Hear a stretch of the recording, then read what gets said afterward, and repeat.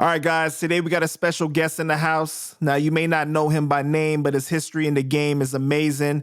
Yo, Stu, just give the people a little bit about yourself real quick. Yo, I'm Big Stu from the South Bronx, you heard?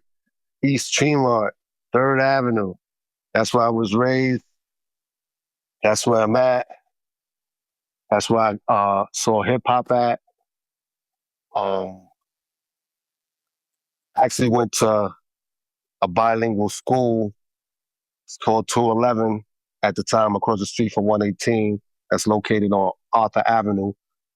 118 was a schoolyard where a lot of the events, which was DJs, block parties and stuff like that, jams at the time, shootouts, fights, rumbles at the time took place. So, growing up in the South Bronx, right? Did you grow up with any siblings? Yeah, I have 2 older brothers, and I have a younger brother that passed away. R.I.P. to my brother, Michael McCain. R.I.P. And you are so you're the youngest now because of your brother passing away. Yes. Right. Okay. With your parents, what did they do for work growing up? My father was a truck driver as well as a gospel singer. Mother, home care services she did. Basically took care of people. So you already had music within your home because your dad was a gospel singer. Yes. My little brother used to sing too as well, and my older brother used to rap. One of my older brothers, because I have 2. My second older brother, which is Bruce, he used to rap. How would you describe the dynamic inside of your household within your family? When you say dynamic, elaborate a little bit. Was it a really close relationship within the house? Like, was it a traditional household? Like, you know? Yes. Yeah, we was close growing up. I was with my brothers. Well, actually, it was a separation at one point because I went to foster care when my mother got sick. She had like a nervous breakdown, mentally ill. She got sick. I went there for probably a year and a half or 2 years to foster care, and I was back home with my family. I actually moved over here by Gun Hill, and I think it's Overton. It was right by the projects, Gun Hill Projects over there. I forgot the name of the street though. Olinville, yes. Olinville. What was that experience like for you at that time when you had to go into foster care? How old were you? It was around the time I can remember with because I remember stuff by music, stages like that. So I was young, so I didn't really know what was going on. I know that I was in transition to go somewhere else. But what I could remember, it was around the time when the Sugar Hill Gang song was out, because that's one of the songs I remember. They brought me out. Rapper's Delight? Yes, they brought me out to battle some kids that were into hip hop too, and they were supposed to be the nicest guys from out there to break dancing. And I wasn't supposed to be at the party, and it happened to be in the house that I was living in. So they snuck me downstairs to break dance real quick, battle the guys, and go back upstairs. But when they told me to go back upstairs, I didn't go back upstairs. I was still down there. I got caught down there. They got in trouble later on. So real early on, you're getting introduced to hip hop culture already, right? Because you're growing up in the South Bronx and you're seeing it as a child. You're seeing like the park jams and everything. Yes, I'm seeing these jams, and I can remember seeing Cold Crush Brothers, Grandmaster Flash, Serious 4, all in 118, all in Arthur Park. JP would have 129 where Mapes pool was at. I had a guy that used to DJ on my block too. Um, he used to play the music out always out of his window, and I used to convince him to go to other park to, DJ when I had a curfew. And I always used to tell him, "Yeah, me and my friends is gonna help you." Sometimes I was able to help him, but a lot of times I wasn't. And a couple of times I got in trouble behind sneaking out, going back out to help him back with his equipment. One time I can remember when it was a riot in the 118 schoolyard at a jam in a shootout. And I'm climbing the gate and I'm all the way at the top and the whole gate starts to fall. And that's when I heard my mother's voice say, "Hey, your ass should have been home or you shouldn't be at them jams." And I'm trying to tell you, them jams is dangerous. But I didn't realize how dangerous it was until I was hanging off that top of that gate. And the whole gate was going down with like 40 people on the gate too, and people on the Oh, other side. So, yes. so at that time, right, hip hop, would you say was still very innocent because it was still considered new? Oh, wait. This is another time when what? Because I'm gonna go back a little further. Me first Okay. being introduced to hip hop, ever like introduced to a jam. My mother and her friend was at a jam, which is Arthur Park right now, considered Arthur Park, and we was across the street. I don't know how old I was. All I know, I had a big wheel, and they started shooting. I run to get my big wheel. My mother pulls me in the building. I run back out to get my big wheel. She pulls me back in the building, and she starts whipping my ass. And her friend is like, "Stop, stop, don't." He don't know. He just wanted his big wheel. And then I was more confused because 5 minutes later, the music come back on and everybody's partying all over. Wow. But So I'm you had to be like 5 years old or something like that if you were Yeah, still, with the big wheel, right? right, Now, experiencing that really young, that's something that I know in the hood is normalized, right? Like you hear gunshots all the time, people die, all types of things like that. But experiencing that young is very traumatizing and confusing, right? right. Confusing for you. How was it like for you at that time experiencing that? Do you think that it had a major effect on you later on in life? Uh, yeah, any environment can have an effect on you based on how you absorb it. But yes, it did because as I got older, it became normal and funerals became normal. How harsh it sounds. Hmm. And what did you think about your mom's reaction to that situation? Because um, maybe was she confused by why you were going out there, and her friend reminded her, or what was that? She was being overprotective at the time, which any parent would have been. I was just naive to what was happening, and I Hmm. wanted my big wheel. Right. So, So other than the park jams, right? You're coming up in the Bronx and you're walking the streets as a little kid. Can you help paint the environment, like the scene for us? Like, what are you seeing? Was the Bronx on fire during this time, or that was prior? the Bronx, it looked like a battlefield. Like, uh, just picture 2 or 3 buildings on each block, but the rest of the block is abandoned buildings on lots.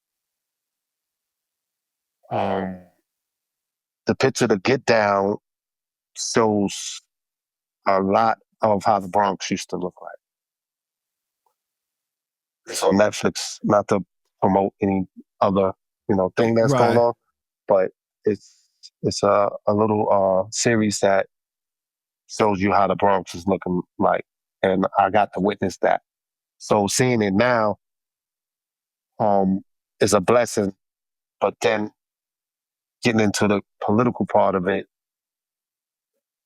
they took what they were supposed to upgrade our neighborhood with and made jails, hubs, little minimums, jails upstate with the HUD project. So what kind of activities are you doing as a kid then, if that is kind of the playground, so to say? Oh, we was jumping off mattresses. We was making clubhouses. We was and all my friends knew how to was athletic, knew how to flip. So follow the leader was the thing. We was doing stuff like how you would see the European kids do, jump from building to building. I'm not gonna front. We was doing a lot of them things. Once again, being naive, hanging off different cliffs and jumping off the third floor, the fourth floor window into a pile of sand, thinking that it was something cute doing follow the leader. It's not cute Wow. at all. Right. So well, was something that you can't rewind and people you only can see through pictures, but through the lens of my eyes, I got to witness how the Bronx went from looking like a graveyard to where we at today with it. Yeah, it's crazy because when you hear a lot of people describe the Bronx at that time, right? They describe it like one of these countries that are is currently going through war. Like it's been bombed, you know what I mean? Third world countries and stuff like that. One thing I have witnessed, hip hop, I don't care where you was coming to a Bronx jam. So it could be burnt down or whatever. You was from Manhattan, Queens, even Brooklyn. The jam, them flies, I don't know how them flies circulated back then, how they was doing it. But people was coming from all over. And in other boroughs, people was doing the same thing too, having their own jams too. Right, you got to make the best of what you have, right? And that's exactly what happened. That struggle that hip hop was born out of is exactly what has made it what it is today. Right. It was really from a gang war that took place where they killed the peace treaty guy. And after that, all the gangs came together and they came up with a solution on how to handle stuff like that.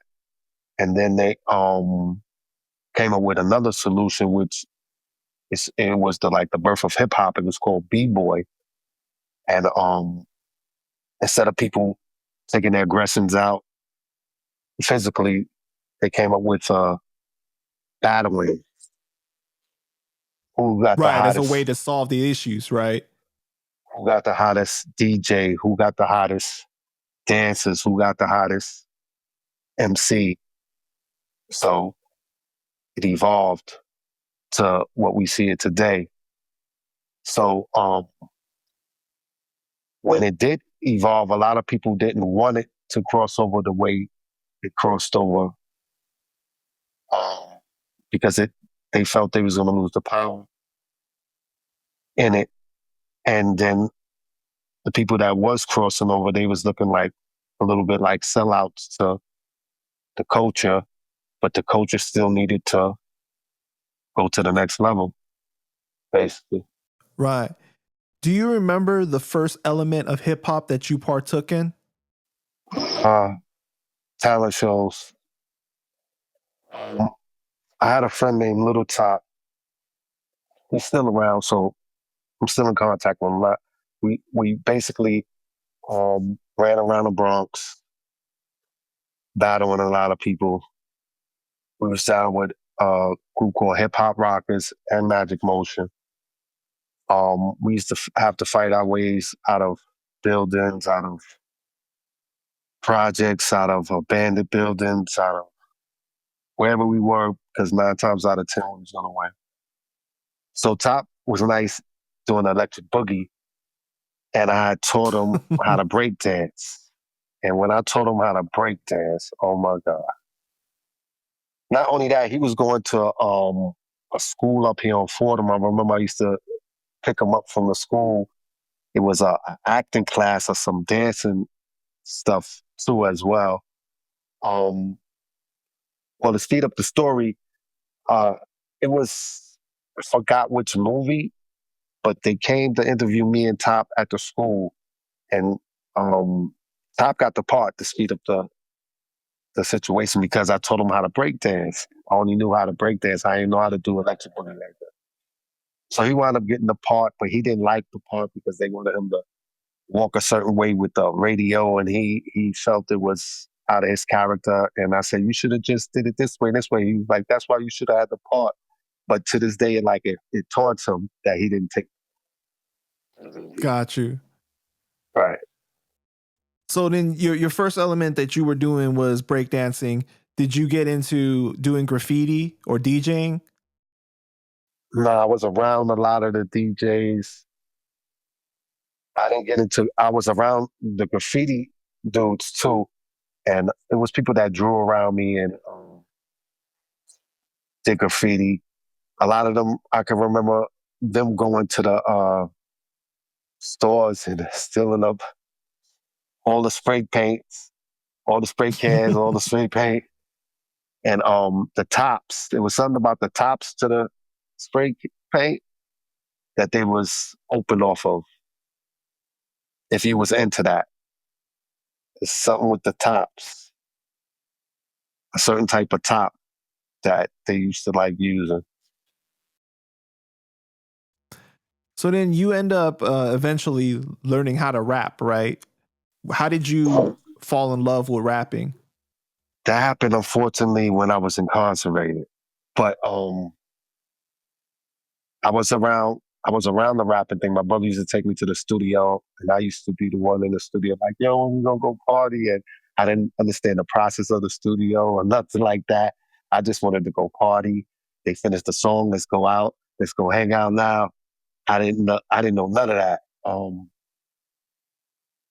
When I got locked up, it was a song that came out on the radio. It was Apache. Unfortunately, at this time in my life, it was a lot of violence. So I was a target, and I had to defend myself too. So my life went into a little turmoil at a certain age. When I got locked up, kind of like saved me and slowed me down. And one day I'm listening to Apache, and it was that song called like "I Need a Gangster Bitch," and I said, "This is he's living he's telling my life, I know people like this. Nah, I can do this." So for like a week, I tried to write a rhyme. I was garbage. I was trash, and I got frustrated. Left it alone. Fast forward, got up north, had a 4 to 12. Unfortunately, had to cop out. I ran into a guy named Bob Kegel. He's the guy that first time I ever heard of a person named Biggie Smalls, besides as a rapper, besides my co-defender. We was calling him Biggie Smalls before Biggie Smalls existed. So I never even heard of a rapper named Biggie Smalls. So I'm writing my co-defender telling him, yo, this guy is about to come out. His name is Biggie Smalls. He was like, yo, he's from Brooklyn. I already heard of it. Like, correspondence letter. Yo, he's fine. You can have that. So when Rob told me about Biggie, he ran to the locker, got a couple of pictures with him and Biggie getting money down south. And he was like, yeah, I'm the one that told him to do the music thing. Oh, he would have been locked up with us right now. So fast forwarded before they came out with the Biggie Smalls movie, Rob called me and let me know they was coming out with it. So I was kind of excited because I was like, yo, You gonna tell them about your partner? You was getting money with them down south? He was like, nah, I'm gonna keep that for myself. They ain't talking no brand like I'm gonna just keep that. Or use that for myself. I was like, all right. Well, you let me know in advance before Biggie movie was even coming out. And him and Mark Pitts took a picture in Jimmy's Bronx Cafe with Biggie Small's moms. So that's Coletta one. Wallace, rest in peace. Yes, God bless. Right. I want to backtrack on something that you said, because you were saying that when you got when you went to prison, it almost saved your life pretty much, right? Because it kind of like forced you to slow down and rethink Yeah. things. Yes. One thing that I kind of noticed is that a lot of people share this same sentiment, especially when you're growing up in like New York, where it's such a fast-paced life, always on the go, go, go, right? And All a lot of because times, it's a fast paced life, but I don't want to compare eras because it's not about what era was wilder, but it was a little. It's wild now, but just imagine no cameras. right. Just imagine like it takes 25 minutes to 30 minutes for a cop to come after a shootout or someone gets shot. Then an hour for them to come. Like it was wild back then. And if you had any jury on, nice coat, nice niggas, them jams you couldn't. Some people walked home barefooted out of them jams, or with no jacket or no jury going back home. Mm-hmm. Nah, you wasn't just going up. That's the crazy part. That the music and the culture was so fire that certain people took risks, and there were so many gangs. Right. So 9 times out of 10, you going into one area or they coming in your area. So if they don't have no peace treaty with these gangs, it's going to be a problem. And certain gangs that used to have a peace treaty with the gangs so they could come. But I didn't know none of this at the time. Like, I didn't know nothing. I'm following the music.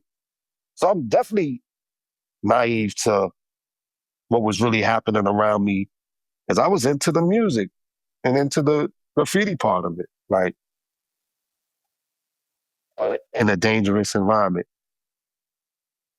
Fast forward it, Yeah, man. um, once again, being bullied. I don't like bullies. I never was a bully. Every bully felt one of these, basically, that came my way that tried to bully. So that was my aggression. So you getting locked up, it forced you to slow down and reassess your life, right? And then that's how you got into rapping. Yes. So Yes, that's what made me want to rap after seeing other people do it at all. So I have a childhood friend. Um, y'all familiar with Shake What Your Mama Gave You? His his little mhm. brother was one of my best friends. He produced that, and his older brother, which I call him Little Rock, they call him Sticky. I forgot his MC name, MC Sticky something. But he did this. He did a handful of songs. Um, then I had another childhood friend, SWV, Leanne. We went to Warren High School together. So I'm seeing all of this when I'm locked up. Then I think my first son's mother was involved with a group too. But I'm seeing, Wait. You're going a little too fast. You're going a little too fast. Wait, your childhood friend is Leanne from SWV, the R&B group? yes, Wow. yes, And um, she always been fine, huh? yes. Leanne actually uh, took a demo of mine to Scarface when he had Def Jam South. And Scarface, one of the artists I was dealing with, his name is Mayhem, and a Caucasian artist I was developing at the time. He was fire, fire, fire. He's still fire to this day. His name is Highlight. But the funniest thing, Scarface didn't believe Highlight was white. I'm gonna say it again. And to this day, he probably would say, "That wasn't a white boy you let me hear." Scarface didn't believe Highlight was white. And a lot of people wanted Highlight. A lot of people were trying to cut my throat for Highlight. Yes. Because after being incarcerated and in my childhood life, I used to get into conflicts. Sometimes conflicts led to the knuckles. Sometimes conflicts led to them things coming out too. So me coming home and transferring all that energy into music, because this is what I thought about when I was with the guy Bob Keiko up north. Thought about the music part and thought about doing small films. And when I came home, I actually was down with a first group, which was one of my older brother's partner, Meek, and Seagard, a Spanish cat called Seagard. We was the Bronx Bandits. Fast forward, their relationships was kind of, not to put their business out, they had a difficult baby mothers at the time. So when it was time for us to go to the studio, they'll leave out, they couldn't go, and they'll leave them with the kids or do something that, even if it was a show, it was getting crazy where I was just stuck to make a decision. And this was around the time Biggie passed away, because I remember we was going to Freaknik, and one of my other childhood friends is Chance, that I had started a company called DFL with, Down for Life Entertainment, with another brother we're gonna get into that. Yeah, Jocko. So we're on the bus and we're rapping all the way down south. We rapping all the way back. We came back. I said, "Yo, I got an idea," because I had through a talent show and I ran across Anthony Cruz, which later on becomes Tony Sunshine. So I went and got Anthony. Yo, Stu, you're going too fast, man. You're going too fast, man. You're going too fast, okay? No, wait. I'm gonna let you retract. So when I run into Anthony Cruz, he had another guy named Nito. So it was initially 4 of us making this group, coming into this group called Wise Connections at the time. Nito used to drink too much, so we had to dismiss him, unfortunately. And then we changed our group to Usual Suspects, because we had got up with a guy called Sean Waters that was a part of Force MDs. He used to produce for the Force MDs out of Yonkers. Mr. Tender Love. Yeah. So, but I don't think Sean was a part of the group when they did Tender Love. But what's crazy is a lot of people say Force MDs, and they will probably laugh like Force MDs. If you like Wu-Tang, then you must love Force MDs, because Force MDs did a lot of their skits. That's all I'm gonna say.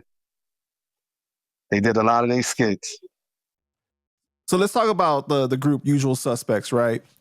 You meet Tony, and what is your first impression of him?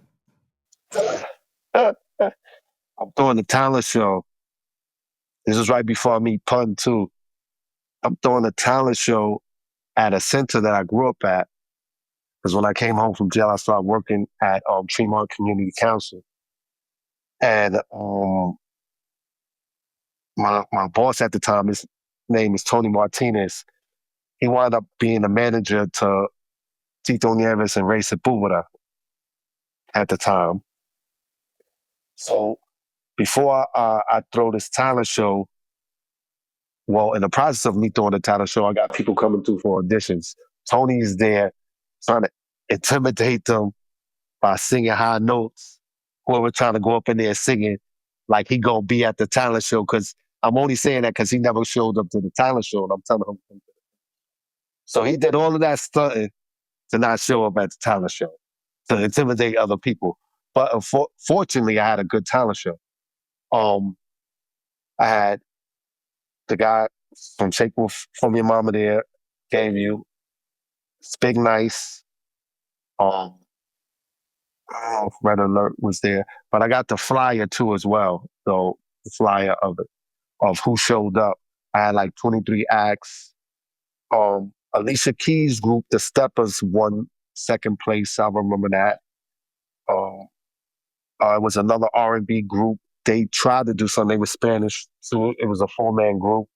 They tried to do something. So as well. And I don't want to go fast forward. When I did get a chance to sit down with Pun at that gym, I'm realizing I should have had them in contract. And that's when Pun was telling me he was going to sign Cuban. Okay, so but you meet Tony. Like, what is your impression of Tony at that time, though? At that time, all right, I was a counselor up north, so I was able to put up with a lot of stuff that a lot of people would have ran from. Tony was a difficult person to put up with, but now me knowing why, because I think he has like ADD or something like that. He can't stay still, basically. And with him can't stay in, ADHD. yeah, ADHD. With him can't stay in still, he's constantly into something. Because us fast forwarding with me first meeting him, saying this, when we're in the meetings as a group, we could be in the meeting downtown anywhere. Tony would actually touch something off this man's desk while we talking in the meeting. And say, oh, I like this in the middle of the meeting. Like he would actually do something crazy that interrupts what we're talking about, or he was always not really paying attention, basically. Mm. And that's my little brother, man. At the end of the day, but it's ups and downs in any relationship. But I kept him alive. I kept him safe from the streets. To be honest with you, I kept that boy safe when people was on his head. So what was the relationship like with him? It was more like you were kind of like a mentor in certain ways, then, or just like an older brother, like a protector. Being that we had the all right. So fast forwarding it, before I started the label, I should have went into that. We had this company called Down for Life Entertainment, which we was just throwing parties. So it was a group of guys from Queens, Bronx. We running around throwing parties. In the middle of us throwing parties, come up with the idea that we should be performing at the parties, and that's when me, Tony Sunshine, and Chance, that's what we started doing. As usual suspects, right? Right. When we so when we got up with Sean from the Force MD, we had another opportunity to leave, but we stood loyal to him at the time too as well. Because from Violator Records, I had a friend, his name is Fred Lover, and Derek. They was a part of Violators. And they took us to Chris Lighty, and we had a meeting with Chris Lighty, and he wanted to give us a demo deal. He wanted us to use his production at the time. And before going in the meeting, that was the whole thing. Sean was like, you already know what's going to happen, y'all. They're going to love y'all. What they're going to do, they're going to say, yo, we want to use our production. So I was still iffy on it, but what had me change my mind in the meeting when Chris Lighty said, yeah, we gave LL something to use, and he didn't do it fast, and we gave it to Foxy Brown, and she did it. So I asked her one question. I said, "Yo, we do these 4 tracks, these 3 tracks. Who keeps the music? Like, is y'all music? Like, we don't get to use this music, or like y'all get to do it, this idea and just give it to someone else?" And he got quiet because he didn't think I was gonna say something like that as an artist. So we was a little advanced walking in that art as artists, and I only say that because as time went on, I worked with Rough Riders too, and it was a guy named Phenomenal, and he used to do videos for Rough Riders with Bishop, and I'm in the E video. I'm in love with a man. I'm the one playing basketball with the orange jersey on with the white shirt wrapped around his head. I think Choke No Joke is in the playing basketball with us too at the time. Phenom used to tell me and my friend Chance, this is when Tony started going with Terror Squad. Um, Is that why you guys broke up as a group? um, to be honest, it's funny. It's ironic that you says that. Oh shit. Okay, it's about to turn up. We're about to, because I'm about to answer a lot of unsolved questions. So, and meaning to this Cuban Links argument and Tony argument. Cuban Links, fortunately, is not lying when he says he brought like Tony to Terror Squad. And I'm only saying it from this reason. Like the night that I met up with Pun, well, I didn't meet up with Pun and them. It was a Willie Esco event, a fashion show event. Fortunately, Pun and Cuban happened to come because Cuban said he was, he was a part of the event too, which I didn't know he was even a part of the event. So there was a prize thing going on. I wound up winning the contest. I see them when I'm on stage. We go outside. I let them hear a demo. When they hear this demo, they hear a familiar voice. They're like, "Yo, who that singing?" I said, "Yo, shit, that's your boy. That's your boy, Spanish Fly." He said, "Spanish Fly? I don't know no Spanish Fly." I said, "Yo, you named him Spanish Fly, nigga. What the fuck you talking about?" He told me you named him Spanish Fly. He said, "Tony? Antonio?" So I said, "Yeah, Tone." He said, "Yo, oh shit." So him and Pun start talking back and forth. They're in the drop top. They're going back and forth. I didn't know what that conversation was about then, but now I know What today. year is this? This gotta be like 2090. This is before Terror Squad. This is before Cuban Link album came out, all that. So this is before his album came out. This is when Pun was just Because popping. Pun's album, what comes out like in This is '97? before. Wait, not my bag. My bag, not Cuban Link album, his single. This is before. So this had to be like 96, 95, 96. Whenever Willie Esco was having a fashion show. Because that's where we was at, Willie Esco's fashion show. Okay. So when I go outside and let them hear the music, and I see them going back and forth, Tone always told me he can't go back to the project because he shot it up. But unfortunately, that's not what happened. It was an incident that happened with him and Cuban. And Cuban, at that time, right then and there, I can witness Cuban forgiving him. That's what I'm trying to say. Like, I ain't trying to take no sides. I witnessed Cuban and Pun asked him a question. "Yo, how you feel about this situation?" Basically. "Nah, let's get this money. Fuck all that. Forget about all that. It's about this bread." "Oh, so you with it?" "Yeah." "Yo, Stu, give him my number." I gave Tony's Pun's number. So when you're saying forgive him, are you talking about the situation where Cuban got stabbed in the stomach for Tony? Facts. And that happened what Facts. at a club or a bar or something like that, right? Where Facts. Facts. Yes. were you there at that Now, actual event? I wasn't there. Tony always told me something different. Fast forward it, now I know what this was about. You get it?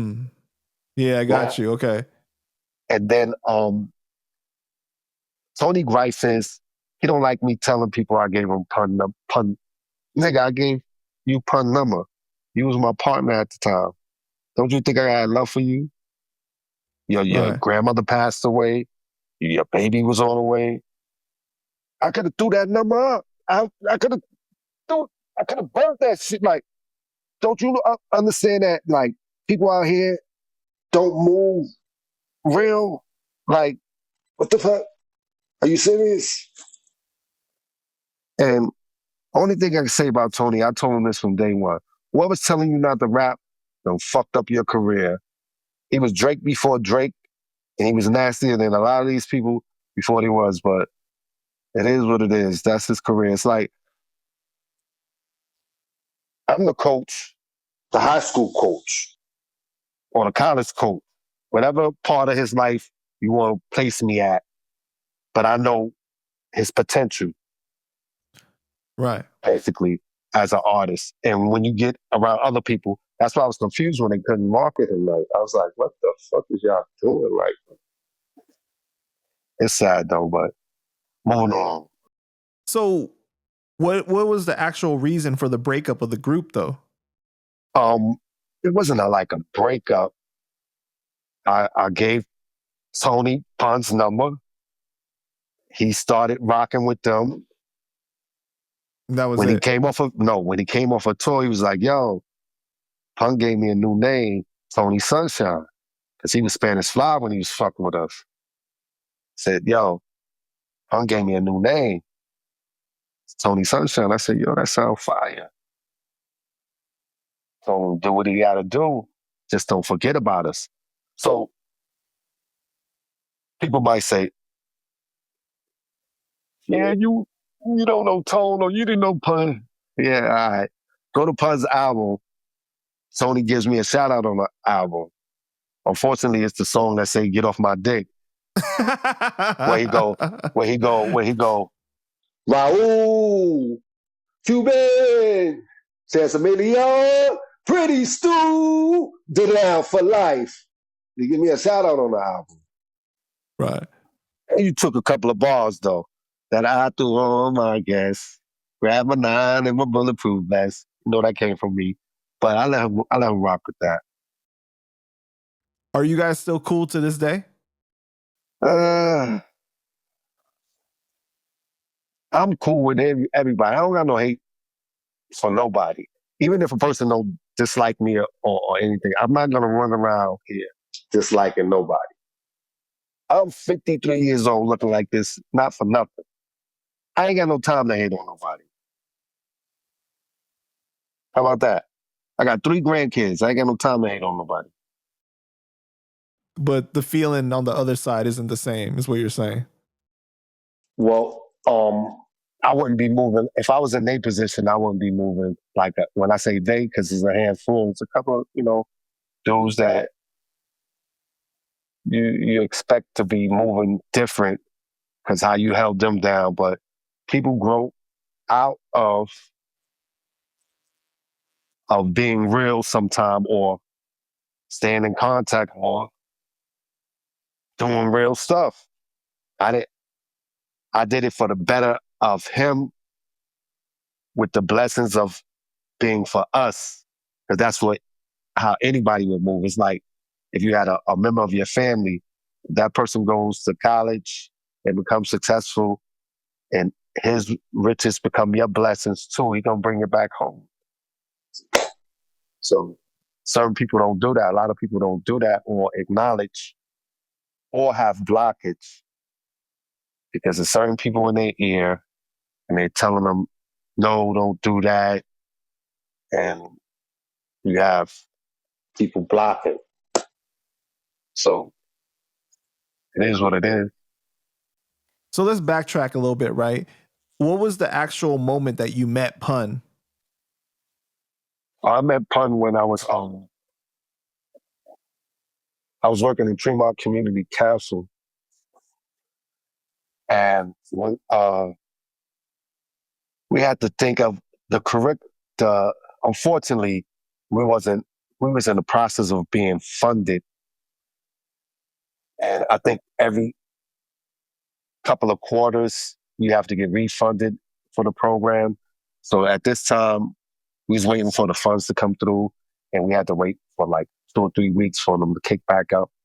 Yeah, it was a time where I had to watch these kids and think of different curricula. So we used to go by 193, uh, and there was another lady out there that used to have kids out there too. And this day I was actually writing a rhyme, and she used to come say hello every time I'm out there with the kids. So she see me writing a rhyme, and she was like, "You rap?" She was like, "Oh my God, I'm gonna introduce you to my nephew." So in my mind, I'm like, okay, like, everybody say their nephew rap and all that. She was like, my nephew roll with Fat Joe. His name is Big Pun, the Punisher. And I'm like, I heard of Fat Joe, the Punisher, and I was like, oh, that's that dude when I was on 125th and saw them performing out there. Um, it wasn't Harlem Week, but at the State Building, they used to have performances, and Fat Joe brought out Pun.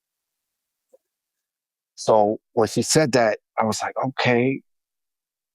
So enough, 3 hours later, 2 hours later, Pun pulls up. She introduced me to Pun. We kicking it. He let me know he had an artist named Cuban Links and all that too as well. Because he asked me my nationality. And when people ask me my nationality, I always claim indigenous. But breaking it down, I have Black, Indian, Cuban, and more Indian in me. I claim the indigenous. So what was your first impression of him? Oh, Pun was like down to earth, brother. Like when I say down to earth, it's artists that, like I said, I looked out for. I met him through a family member. Pun act like he grew up with me. Pun would actually shout me out or flag me down, and he in the car driving by and pull over. Um, I actually had a chance to be in a session when Pun was introducing Remy Ma to Busta Rhymes. He was trying to get Busta Rhymes on his album, and the whole Terror Squad was in the room. He had Piff Star with him, Busta Rhymes. Busta Rhymes had Rod Digger at the time, so she was supposed to be like fire. Nobody really like heard of Remy. So Remy spits for like 5 hours. 5 minutes nonstop. The cipher start going around. Everybody from Terror Squad starts spitting. I looked at Tone because it's coming around again because I didn't spit the first time. I started spitting. Once I end, Busta Rhymes jumped up. He wanted to battle me. He started spitting and all that. He didn't even know I only had one rhyme in that stack. And I ain't even come to battle. But this was the part where I'm saying, I'm leaving. I'm saying, thanks, Pun. Good looking out for inviting me to the session. Oh, he said, yo, thank you. And I'm like, thank you. He's like, yeah, for ramen. And I'm like, ramen? What are you talking about? It's a pleasure being here. Yeah, I'm with y'all. Y'all lit. Lit wasn't out back then, but y'all in position. Y'all on. Said, no, you don't see that Buster jumped out after you finished rapping? I want him on my album. you did what you did. You did your. I needed that. So they asked me to drop Remy off that night too, as well, because we was living in the same area. When she was living in Castle Hill, I was a little too far. I was on Story Avenue at the time, so I wasn't too far from her. So yeah, when Buster see this, yeah, I'm that dude that you jumped up, wanted to battle in that session. And later on, I ran down on him at Angie Martinez video shoot. That was the last time I seen Buster. And that's when I seen Scarface 2 at Angie Martinez video shoot. We was gonna link up for production wise because I had access to beats. And partners Jocko, he had the beats over it. I was gonna have a session, but I never followed up on that after that. I think a car accident happened after that too. So after meeting Pun initially, how long was it until you met Cuban Link? Still been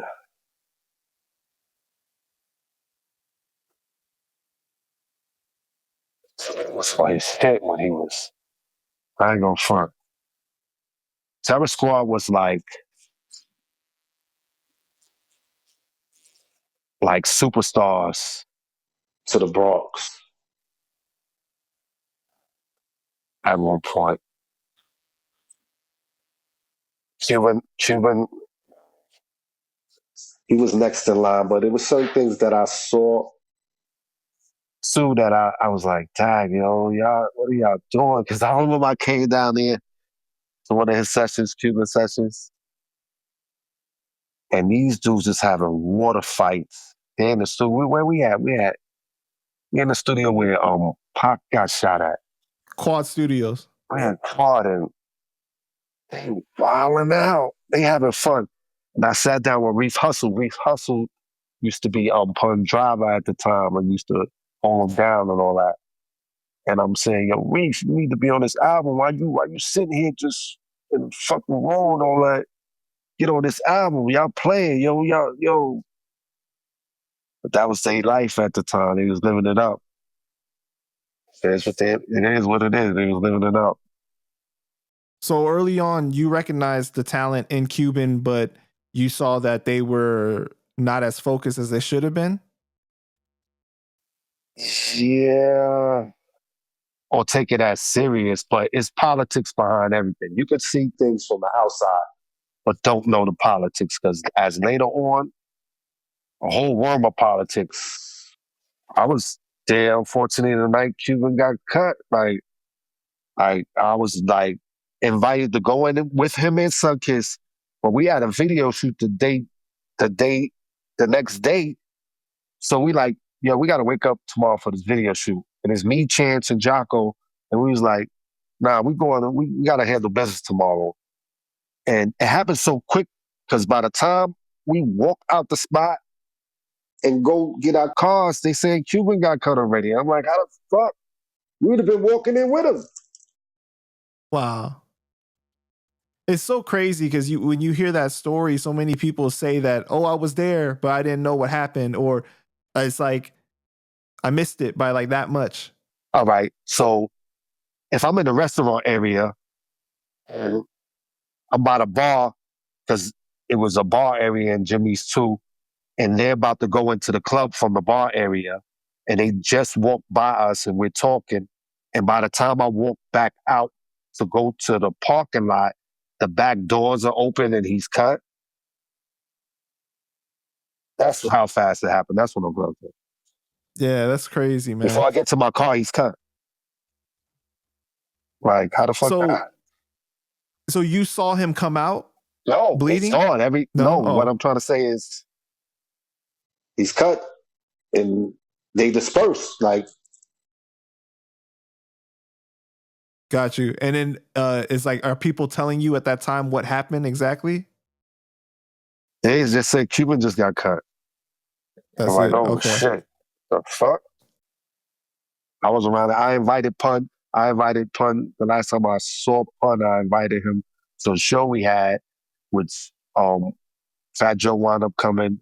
And DMX wife wound up coming too as well to that show, and her team from Yonkers. That's when DJ Enough was there too. And I thought he was messing up my show, but it was actually a defect on the record. They had the A side on the B side and the B side on the A side.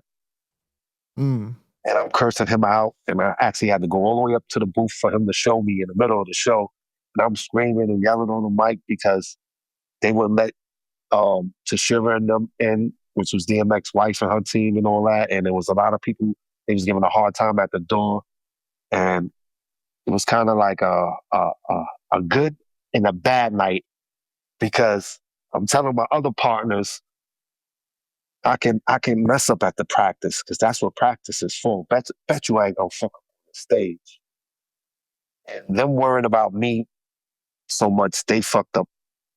And me and my other partner Chance had to pick it up. And the show was still good for me, but it wasn't as good for them because they parents. Me and Chance held it down, basically, kept it where it was supposed to be at. And got acknowledged for that, basically. So DJ Enough wanted to have a meeting with us. When I say got acknowledged, DJ Enough, when he was the A&R for Def Jam, he wanted to have a meeting with us after that show. And then like 90 days or 60 days later, he left Def Jam or something like that. When I'm telling Pun, after the session, in that freestyle session, I'm asking Pun to come to that show and he's saying, yo, I can't come, my legs and all this and that. And he wound up passing away. But prior to that, people didn't know. Sunkiss knew. I don't know if Reef knew, but I was supposed to be a part of Foundation, me and my partner Chance too. He was looking for, because I think he was like, yeah, I got Sunkiss. I'm looking for a 2-man group. And I was letting him hear music.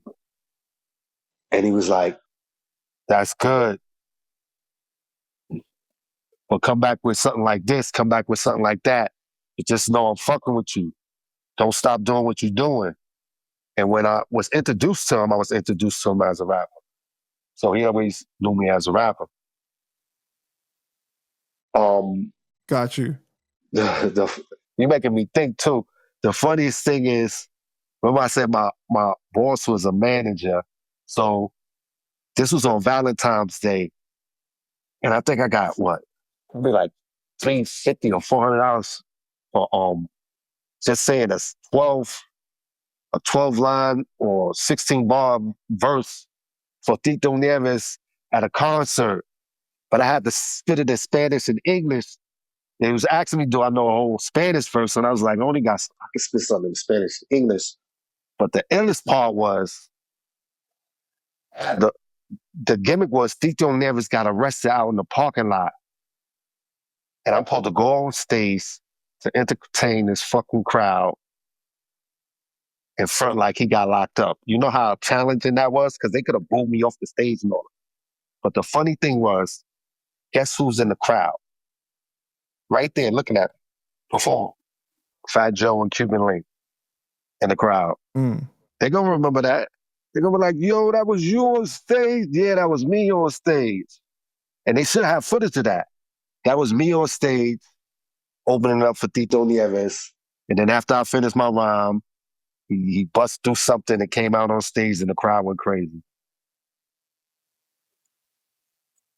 So you were supposed to be signed to Foundation Records, right? Yeah. But it didn't end up happening because Pun passed away? Yes, most likely, yes. Okay. Do you know what his plan was with the label? Like, was he leaving TS or was Joe going to distribute the label? Well, it's a lot of politics into that. I know he was going to be, Foundation was going to be the next Terror Squad or bigger than Terror Squad.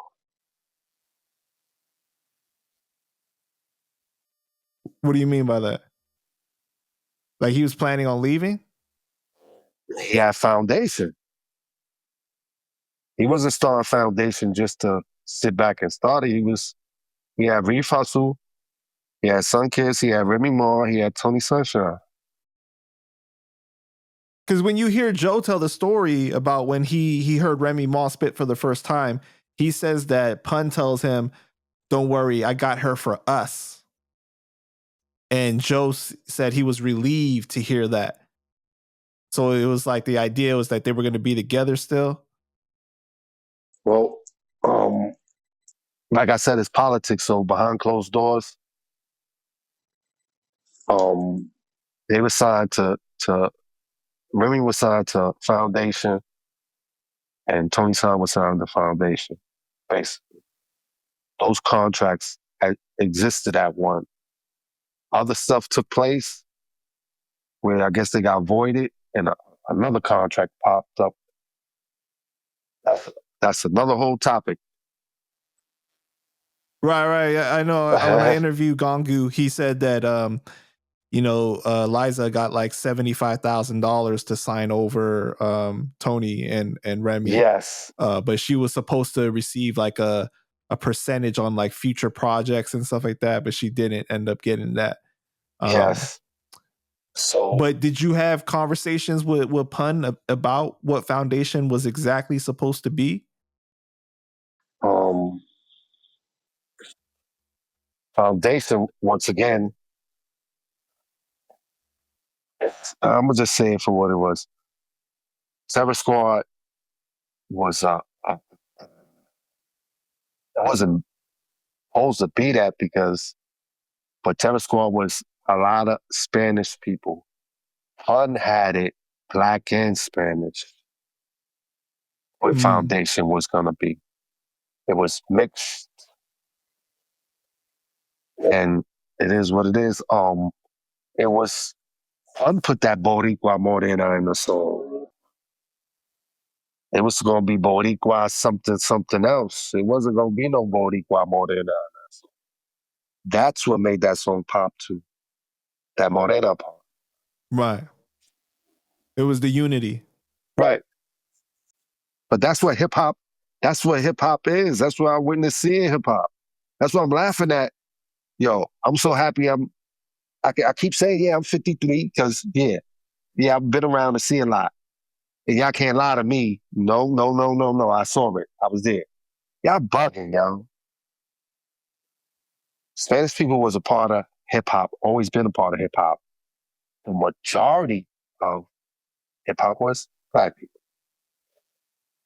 Yes, I went to Spanish people households, which, because it's crazy. I went to my black friend's household and they say, you Spanish, you Spanish, you trying to act like you black. I went to my Spanish people household, you black, yeah, you trying to act like you Spanish. That's what tends to happen when you mix. It's like you're not enough for one side and you're not enough for the other side. So, witness Spanish mother saying, no, you gonna go outside with the Moreno, you gonna go outside and dirty your clothes up. No, you're not dirty like that. We don't, no. They dancing on the floor. No. That's not you. And some of the nastiest break dances with Spanish dudes. Wow. In my era, in the when break dances came back, before that in the 70s, 60s, I wasn't there for that era. Like I was a little kid, but I was around for it, but I wasn't outside like that to say who was out there in the parks, whatever. My era of it, I witnessed it. Going back to the documentaries, they were there, part of it. Sprinkles of it, but still took place in it. I'm talking about like in the tech, like behind the scenes part, so being part of the DJs. So I have to also put this on a nutshell. Boop. My uncle was one of the guys that made the speakers for Cool Herc. How about that? Wow. That's the West Indian part of my family. So what do you think about this whole FBA thing then? That black, once again, that's what I'm trying to say, that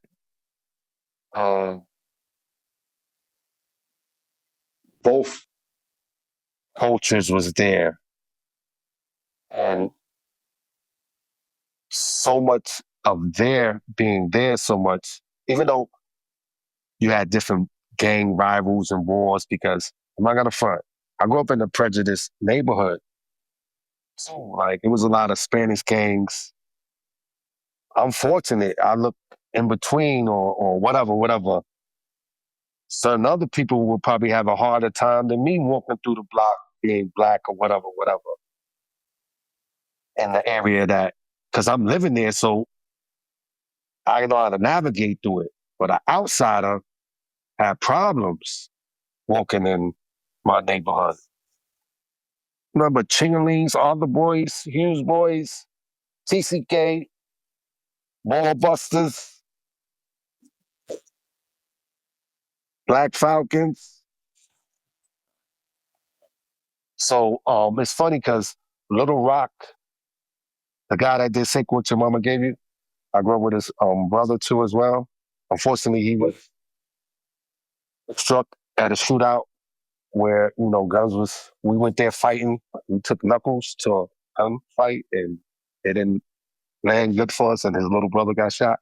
He talks about in his documentary on YouTube about the area and about a lot of the gangs that was in the area we was up against in the area. So coming out our area, if you did survive and you're still around, you're blessed. So let's go back to Cuban, right? And the whole terror squad beef and everything like that. You were about to share your feelings on how you felt when that whole thing went down. It's almost, I felt a little disappointed. So I felt like it could have been handled. I don't know what's the violation for things to happen the way they happen, but it's a cause and effect for everything, right? So it's like seeing once again, I say they was like superstars to the Bronx. So to see that clash, that wasn't it. And to this day, I could bet you money to this day, if they had enough forgiveness in their heart to get back together as Terror Squad, it's going to be a fucking sold out show. I'm talking about Cuban, Super Sace, 30 Prospects, Remy Mark, Cuban Links, Fat Joe, and bring out Punch Son. What are y'all doing, yo? Y'all fucking the game up, yo. Y'all wildin', fam. So you don't look at it from Cuban's perspective of him getting sliced or like him being blackballed or anything like that. Like you think he should just forgive?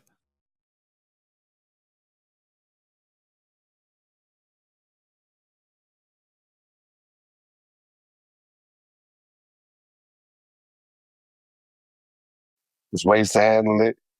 They can go in the room and get their little 5 minutes and get it off their chest and move on in life. If I don't know, like, but I understand it's a mark on a person's face that can't be erased. So, but it's people that have, I won't say go into business with another person, but I seen before Wallow did the shit, people forgive their brother's killer or their son's killer and shit like that. That it was somebody actually died and they forgave them. So, and we, as you get older, you get wiser. That leads to cancer. That leads to self-inflictment, hate, and revenge shit. But do you think though in those situations with Wallow and other people being able to forgive, do you think it's because those people were able to admit that they had did wrong and come forward and say that and perhaps even apologize and ask for forgiveness? Well, what's done behind closed doors it's not for everybody else ears. Everybody want the world to hear it. You get it? Everybody wants it to be on a platform. Okay, because if this person got embarrassed, this person got embarrassed. But if it got squashed behind closed doors and then people see y'all together, the fans they're gonna accept that. They're not gonna say, y'all didn't let us in on how y'all. What the fuck? It's really none of y'all business. We shook hands, we men, and now we business. I think that's a little tough to say when things are handled so publicly for all these years to begin with, though.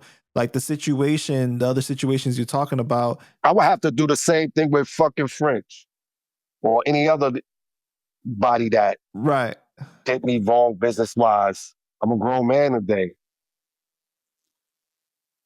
Like, we're gonna move on and do business and keep it moving, or we're gonna move on. Like, what's up? Well, let me ask you this, right? Because you brought up Sunkiss. Now we know that after Jimmy's, right, Joe gave Sunkiss a fair one at the park. He came to see me right after the fight. Right. So he gave him a fair one. No, I'm telling you, he called me and came to see me right after the fight. Sunkiss did? Yes, facts. What did he say about the whole fight? And he told me Showbiz was there. What did he say about the fight, though? Matter of fact, he came to see me before the fight and after the fight. Why didn't you go to the fight? No, he came to see me before the fight. I know, but why didn't you go to the fight with him? It was their private location, and he was just letting me, yo, Stu, I'm going over here. I'm just letting you know where I'm at. I'm gonna handle my handle. I ain't no sucker. Did he reveal what happened at the fight?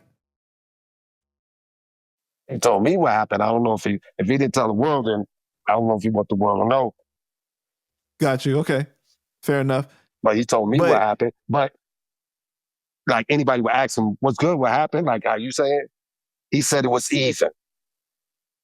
And then I got into details why you said it was even. Then he explained that. Why he felt it was even. Okay. Well, like I said, he gave Sunkiss a fair one, right? But he never gave Cuban the same opportunity for that fair one. Because at the time, I don't like this. What I'm saying. I be knowing stuff about people that no, that look on your Cuban face. Know how to fight, man. Cuban know how to box. Cuban know how to box, B. So I think Joe know that too. Cuban know how to fight. So I don't know if he. But you know that situation though wasn't even Cuban's fault because it was Joe and Sunkiss that had the issue right there where he swung on Sunkiss, and just because Cuban was there trying to break it up, Joe swung on Cuban too. There's a little animosity because what this was the rumors of the streets. What we're saying that. All right. Cuban fucked up the deal, fucked up the card Joe gave him or whatever. So this is what that was out in the street, and that something about that deal that Joe had with the 560 suit, the jacket, that it wasn't Joe's jacket.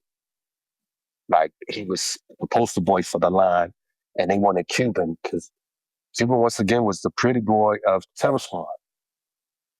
Like, Cuban was getting all the females back then. Everybody else was getting females, but they was in love with Cuban Link. Are you saying that came from a place of insecurity or jealousy, or are you just saying like? I'll be seeing artists going above you and not staying in his position, and could surpass you too. But I tell you one thing, I think it would have been a lot different if Pun was around. Yeah, so I was saying that I feel like Joe was willing to step aside for Pun, but once Pun passed, he didn't want to step aside for Cuban. It was like he wanted to be the one now. And I feel like that kind of caused issues between him and Cuban because Cuban was like patiently waiting that whole time. Sometimes in groups, Another person will probably be rooting for the person or in that person corner more. Because I think Pun is the one that got Cuban signed, right? Right. Hello? Yeah, yeah. Pun is the one that got Cuban signed, right? Mm-hmm. So Pun was more for Cuban. Joe didn't get Cuban signed. Pun got Cuban signed. So do that make sense? Like he was always Yeah. Joe didn't want any of them. He just wanted Pun. That's it. Pun made it happen for them. It's almost like the Biggie Right. with the Junior Mafia situation. Facts. Pun was making it happen for them. Because there was a group before that. I forgot the name of the group. Full Eclipse. Full Eclipse. Yeah, Full Eclipse. Yeah, before they was down with Terror Squad. Mm-hmm. So he brought them to the circle. Yeah. He wanted the best for them. So he would have wrote more for them. Yeah. But I could tell you, when they were moving as a force, there was a problem, meaning that they was in unison with each other when they used to rap. Out of one of the groups, me being around hip hop, I could say they was in tune with each other rhymes. Like if one was saying it, all of them would be saying it, and it would sound like one. Right.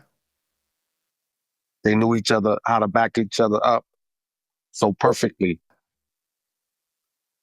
That's what I admired about Terror Squad as a group. Yeah, man. I always say that, like,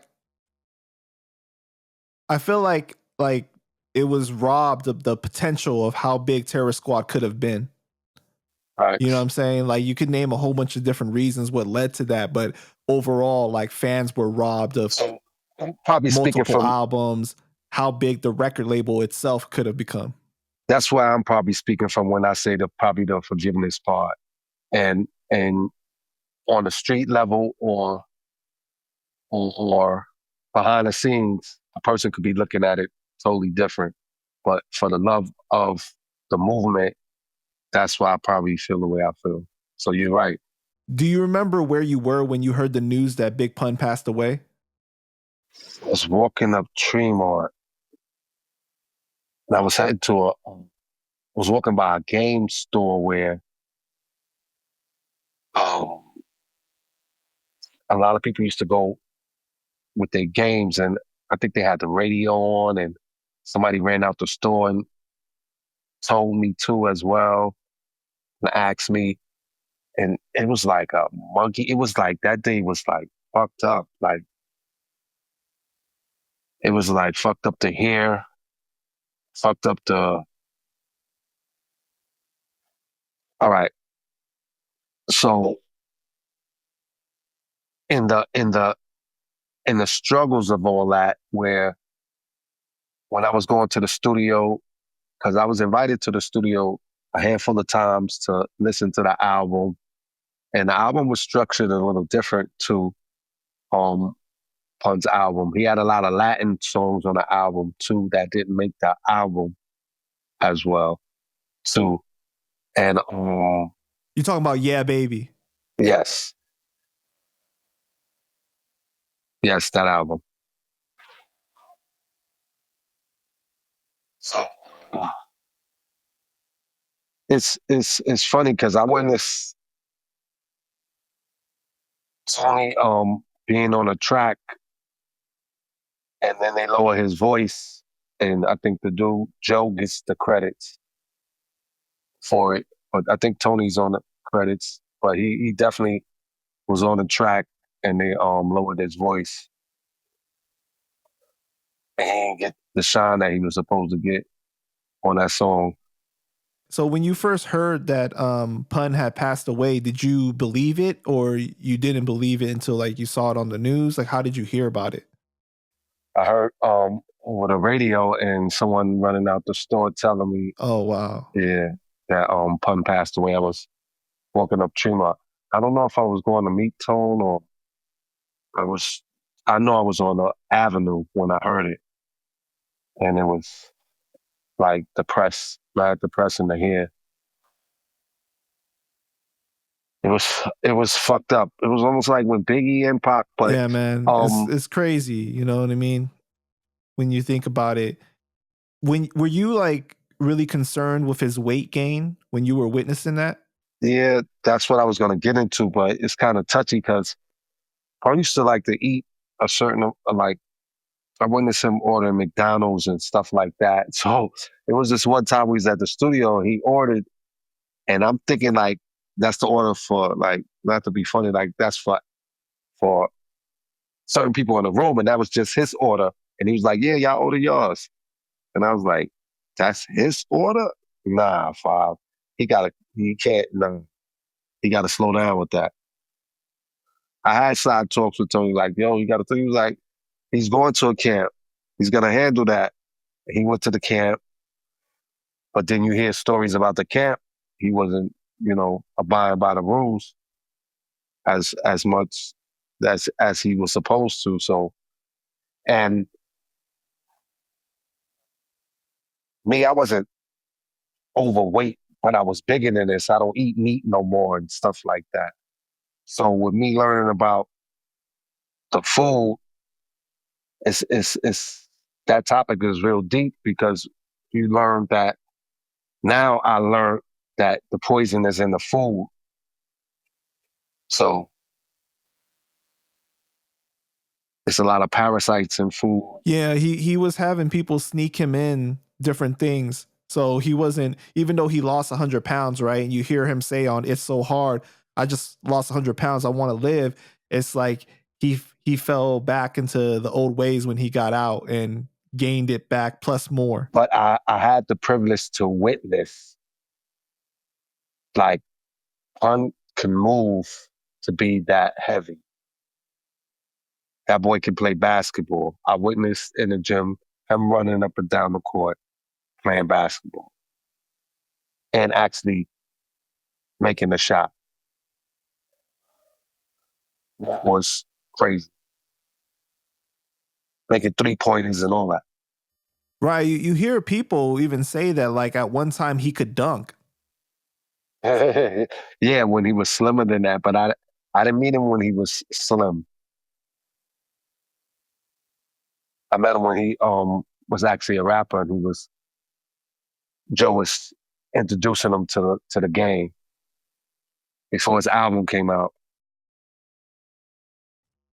Did you did you attend the funeral? Oh yes.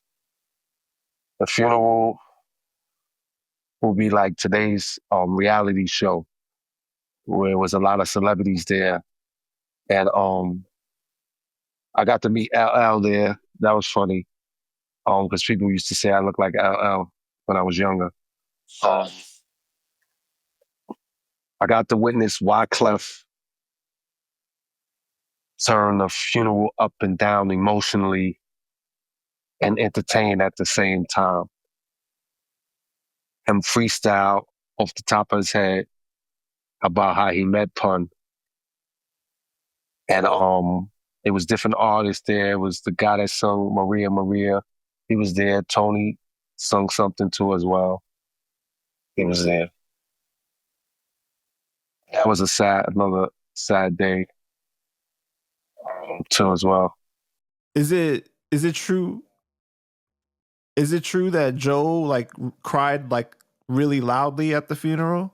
Did you witness that? I witnessed the whole Bronx cry. I witnessed lines of people before even getting in there crying. Like we could single out crying. I That's what I'm trying to say. It was a sad day for the Bronx. And then once again, I witnessed Wyclef switch that whole thing around, made people laugh. At one point, you forgot you was even at a funeral because he got you laughing, and and he's performing. Wyclef did his thing. I can say that he did his thing. I didn't realize he was that talented until that day. Like I knew he was talented, but like talented. Like he can hold a concert in any situation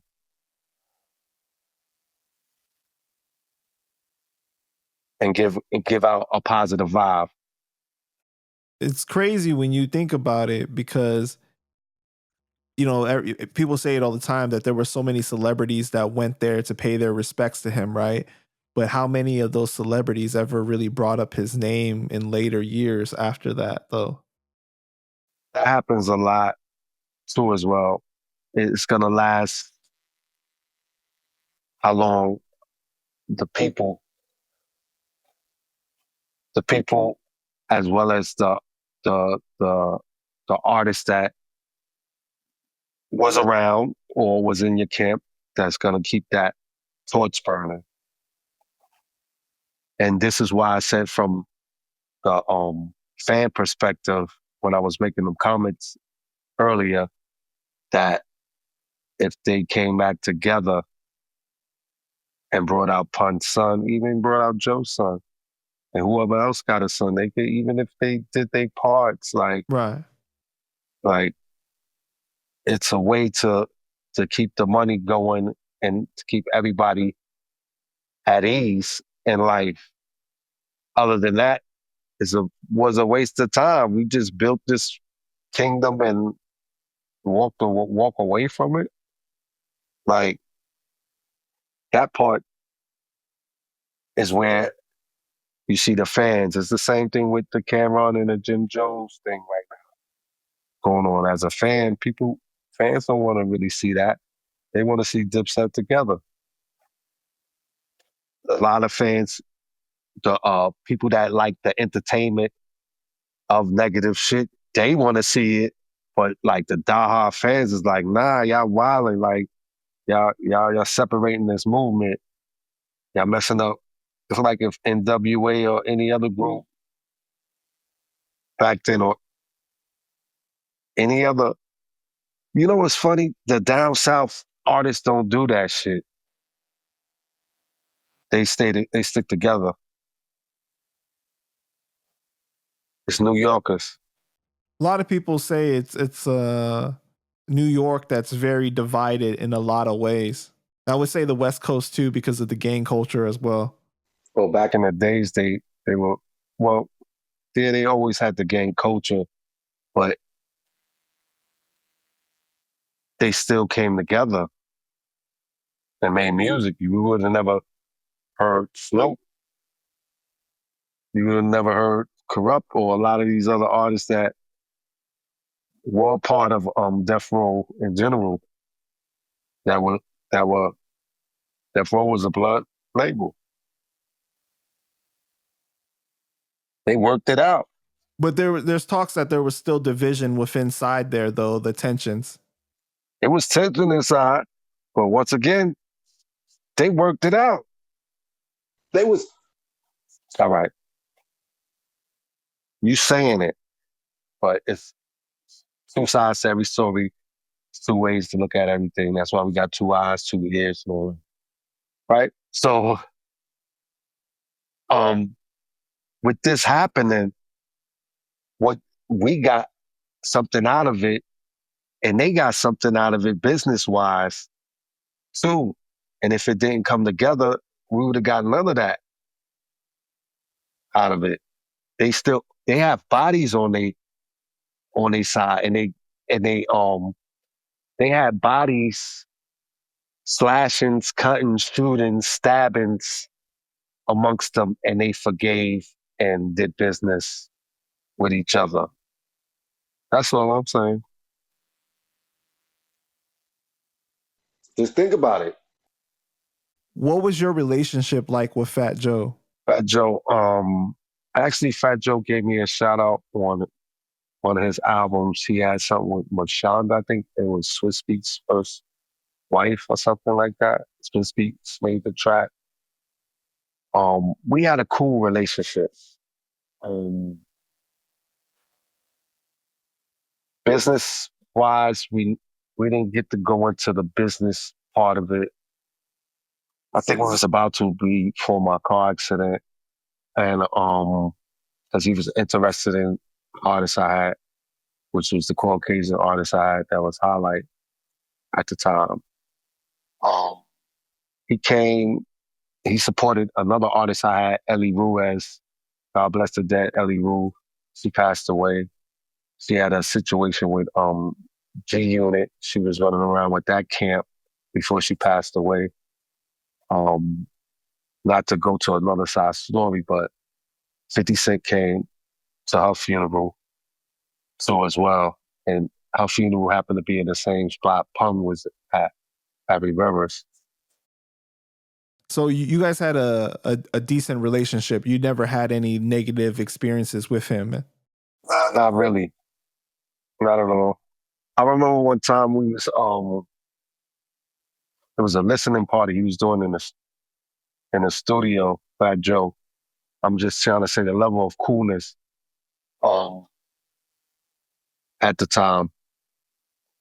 He threw everybody out and he had the executives from his record label to, this was when Lean Back was out and he was coming out. He had the Terror Squad album out and he just came out with Lean Back and he wanted it on his album.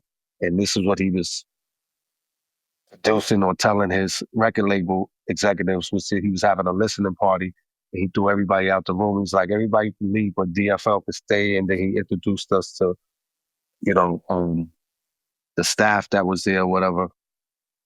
And I got to listen to the album before anybody else heard the album. That's dope, man. I got to hear. What do you think about? Not to cut you off, I got to hear because I went to DJ Khaled house with Tone too. I got to hear Lean Back when Mace was on the remix before anybody knew Mace was on the remix. When Khaled was mixing it down in Miami in his crib. Dope. That was the remix because Eminem got on it too, right? Yes. Right. What about Remy Ma? What was your relationship like with her? All right, Remy. It's funny because I know Remy's brother as well as one of her friends has a daughter from one of my friends, which he was an artist of mine too that was signed to DFL. He knows Tony Sunshine as well. We all grew up in the same area. But he's like more Tony age. Like him and Tony went to school together. Mm-hmm. Yeah, so you guys knew similar people, but were you guys close? Close. We was close enough. We was close enough for me to approach her and have a conversation. Not close. Like I would see her at Jimmy's a lot or different events. So we would say what's up to each other. And once again, when I was in that cipher, I dropped her off when she was living at the projects at the time. I dropped her off there because I was living down the block, not too far. Why do you think Tony Sunshine still hasn't put out an album after 25 years?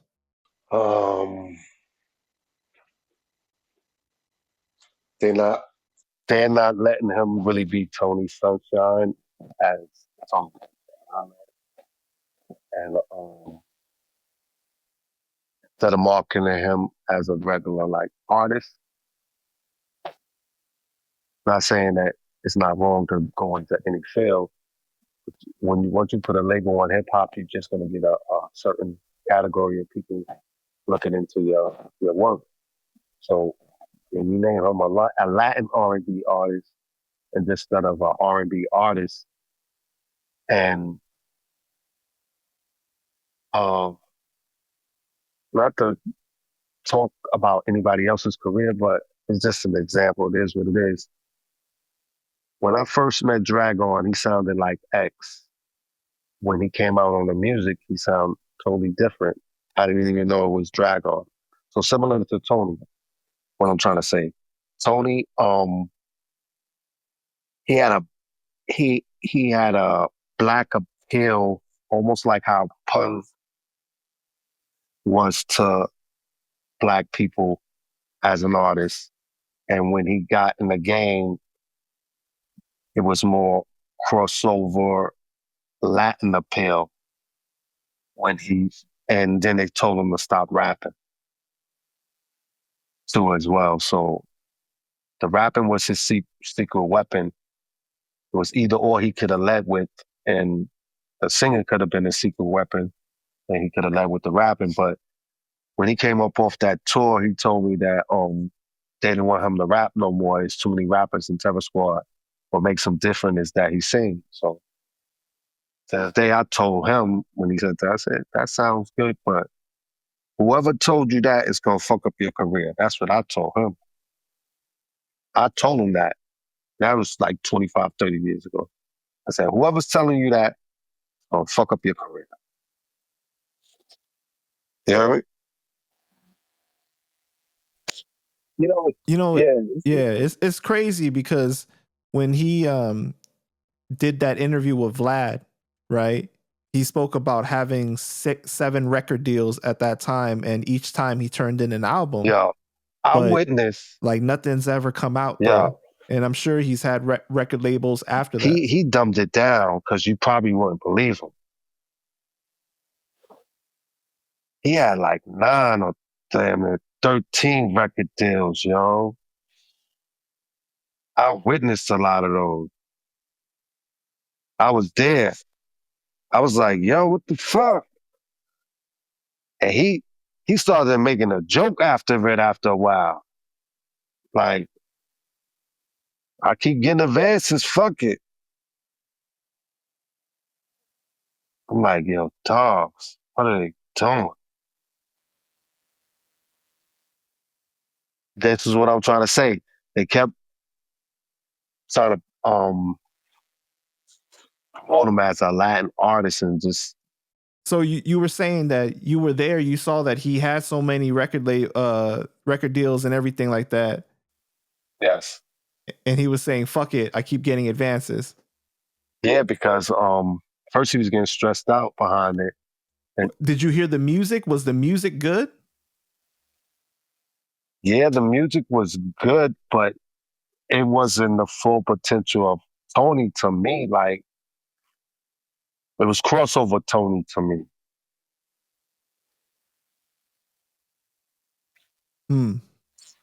Like, it wasn't the. All right. You know how certain people can sing with a rhythm that sounds soulful, and then they can sing on another track where they're not so soulful, it's more crossover.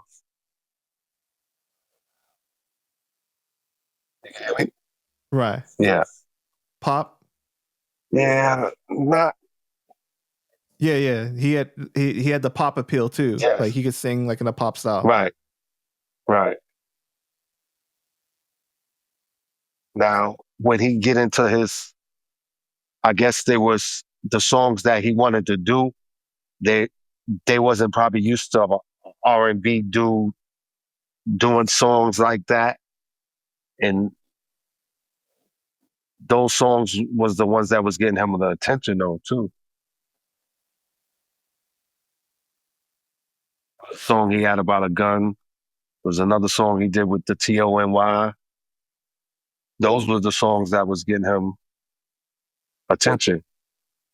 So if he would have came out with an album with songs like that first and then go to that level, or they ain't let him breathe, they ain't let him do him. You know, you hear Joe talk about like one of his biggest regrets was that Tony's career never popped off. Like he said that they invested so much money and had him working with like the best producers and writers, and for some reason it just didn't work out. He even worked with R. Kelly. Tony worked with R. Kelly. Not saying like, wow. Tony even worked with R. Kelly. I used to call him the Spanish R. Kelly. I'm bigging him up right now because he used to come freestyle and say crazy shit, singing to my window. and he always had something going on, waking me up the wee hours of the night. So that's and he used to make he used to do impressions. So he was always talented, but once again,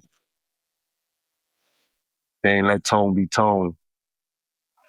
So So you think that that was ultimately his biggest downfall, was that he wasn't able to be himself?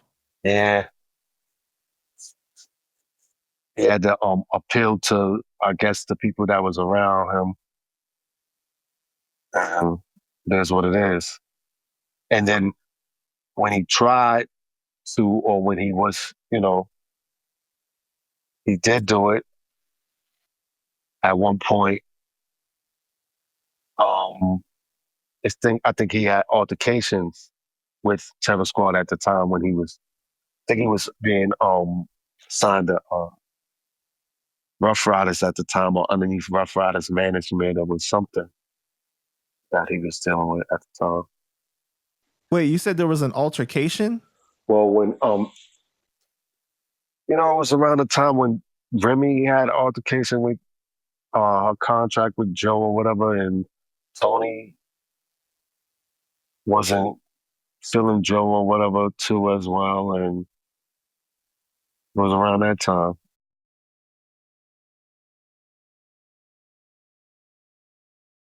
Can you talk about what happened? with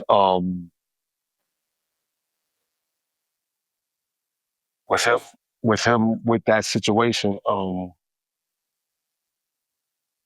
trying to remember the whole thing.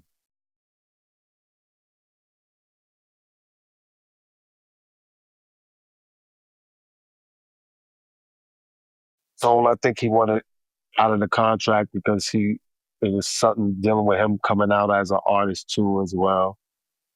And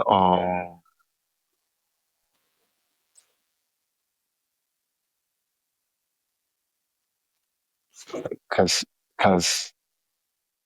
I remember being around them when Lean Back was out, because I shared the brownstone with Tone. I was in a relationship at the time, and um, we had ownership of the building, and we needed another resident, and Tone was looking for a spot. That was right before Lean Back and all that came out. And afterwards, I think Tone wanted to leave Terror Squad, and he got down with Rough Riders at the time. And I'm not trying to bring up their old past and their old beef. And when Remy came home, Remy, I think, squashed some political beef with Joe, and Tone wound up squashing his political beef with Joe, and they got back with Joe. Okay, so after Big Pun passes away, you find out that Liza and her kids are in a shelter. How did you find out about that? That's like years later. It was around the time they was doing an event for Pun, Jimmy's Bronx Cafe. They was doing some documentary for Pun, and then I found out she was in a shelter, and I spoke to Cuban, I think, that day, or Sunkiss. I think Reef showed up that day too, Reef Hustle. But I met Elijah prior to that, but she didn't really remember me. I wasn't expecting her to, because the trauma she's been through and all that. So me go stepping into the situation, I didn't go with intentions with any targeting anyone. I'm just hearing her situation that she's due money, trying to look for her money. And at the time I was working with somebody that was handling situations like that for me and other people. And I was trying to be a part of that publishing situation as a partner too as well. So I was just looking for clients too as well. But when me learning later on in life, when you knock on a door, you'll be surprised what you walk into when you go through them doors, dealing on a business part of what can take place. And she had Michael Jackson's lawyer, she had Prince's lawyer, and none of these lawyers, and another, I think Madonna's lawyer. Like, she had a handful of lawyers, and no one was helping her. And when my man Gu sat down with her for 5 minutes, he saw a glitch in it. Like, I was there. He sat down 5 minutes and just said, "Oh, here goes the problem. Oh, okay. Somebody's in the cookie jar." I'm like, "Yo, how you did that?" And she was like, "For real? Like, yo, I'm telling you, I've been doing this for years. This is the problem right here." And I'm like, "Oh, shit. It's about to get ugly." So it is what it is. So Not at that time, you guys didn't know whether it was Jelly Bean or Joe or any. You weren't sure. You just knew that somebody was taking money. right. That was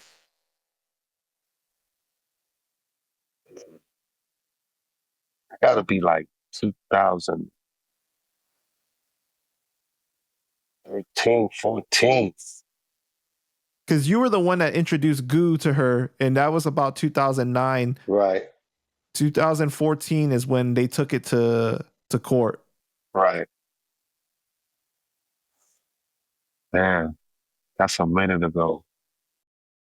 So when you found that out, though, that somebody was taking the money, like, what was your initial reaction, though?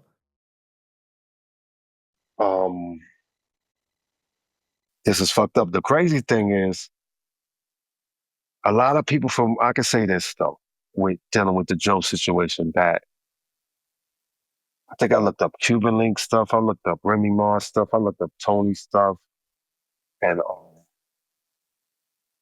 with Go at the time, and everybody went in with the expectations of Joe was stealing. And I can say this, Joe didn't steal. What the problem was, they didn't register their stuff, they didn't have the right management, and that's where I don't know if the big brother should have told the younger ones how to do their shit.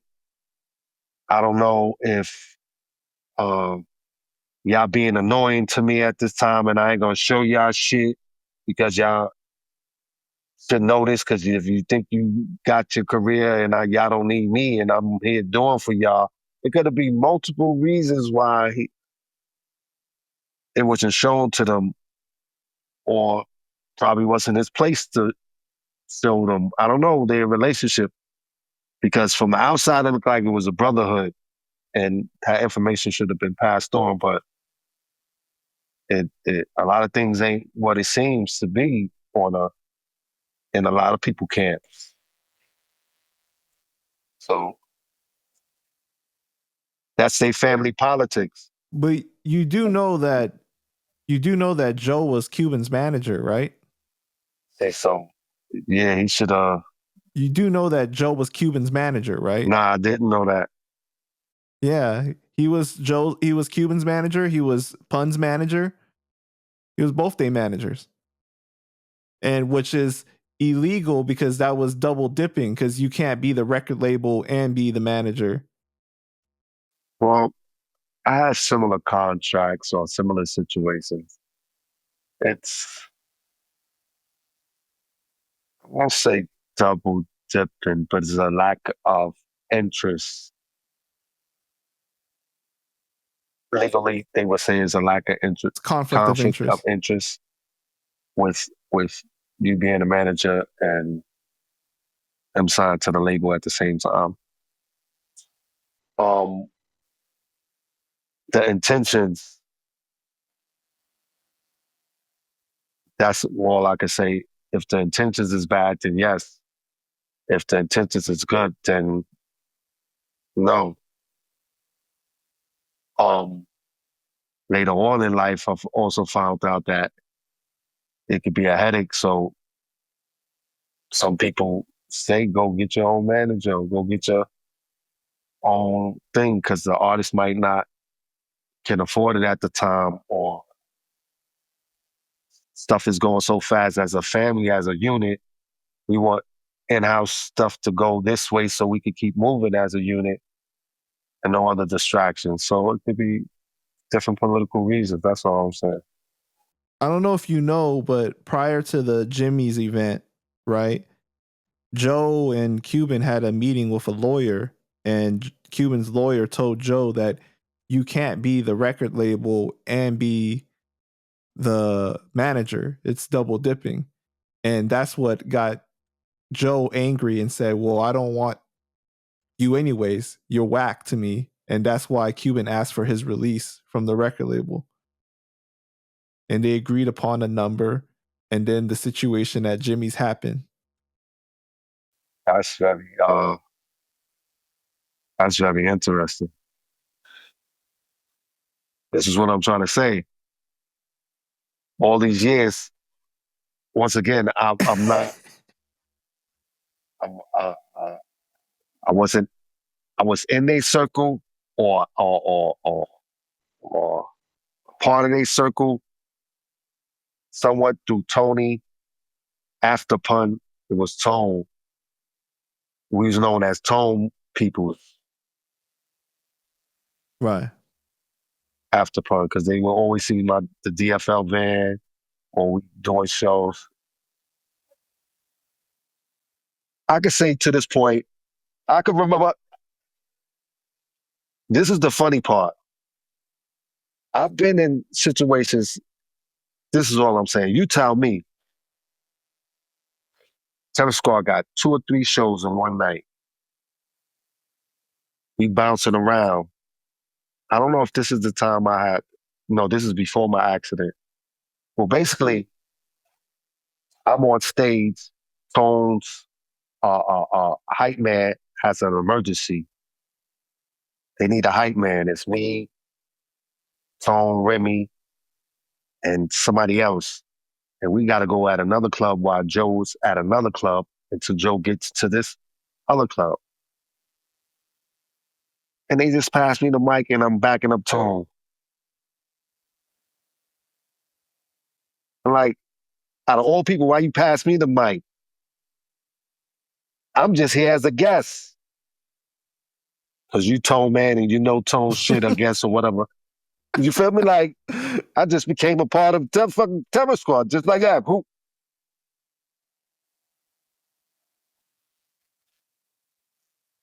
So yeah, it's funny. But you were part of you were a part of the situation with Gongu and Liza, though. I mean, you at least, you're close to Gongu, so you know the situation that happened with Liza and how that lawsuit unfolded and what was discovered, right? Yeah. The only thing is, me, I'm telling you what I would have did. If I would have had any conflict with a situation like that, I would have made sure the kids, no matter what, would have been all right. Like I would have had something on the side for the kids. Even if I would have put 30,000 a piece in the trust fund and it grew, so they got a certain age from when the time they were young when he passed away to the time they get 21 or something. Something for the kids. That dispute between you and their moms, y'all older people, and it trickled down to the kids where everybody else suffered. So when I'm coming into the situation, it was like heartbreaking. I said, she in the shelter. What the fuck? Nah, fam. All right.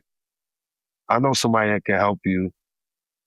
She probably thought it was a fucking lie because look how many lawyers she was in front of. High paid lawyers and shit, and nothing came out of it. So it looked like I'm just talking. And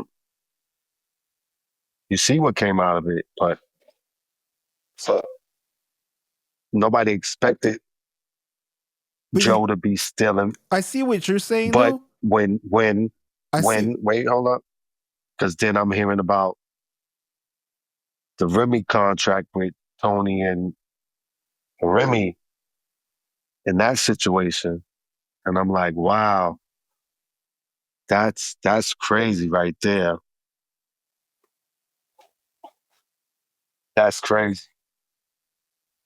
Um, but allegedly, but his paperwork is but allegedly that they were sold for a small price with convincing Liza that they wasn't really worth nothing and they um something with the publishing or something they wasn't worth anything. So she didn't know the game and gave them up for a small price.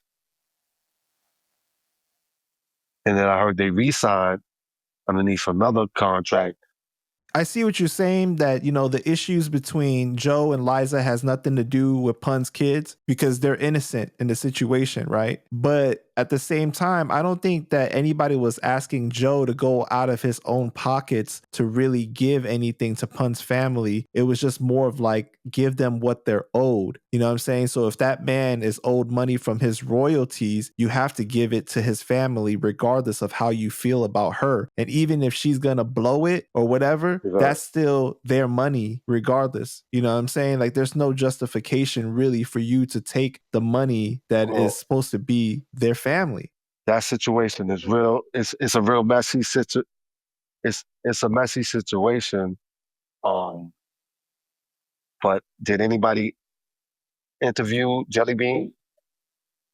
Jelly Bean, I don't think will do any interviews. I don't think Jelly Bean will do any interviews because when you think about it, so this is when you think about it though, right? How many years has Joe gone and blamed Jelly Bean, and Jelly Bean has never said a single word though? And I think that that's just the situation that people miss out on, is that yeah. So because I don't know, man.